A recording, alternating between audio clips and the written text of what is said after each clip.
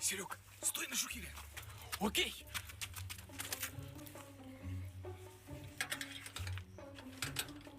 Малой, ты что, воровать собрался? Ты же говорил, что это батин гараж. А ты что думаешь, у меня ключи есть? Ну да, раз у твоего бати он. Серег, ему мотоцикл дороже меня. Ты думаешь, он мне ключи даст? Тем более, он меня к бабушке на 7 лет в деревню отправил. Вот пусть и думает, что у бабушки в деревне. Ну, согласен. Только если что, я к этому воровству не причастен, понял? Не причастен, не причастен. Yes. Погнали, Серег.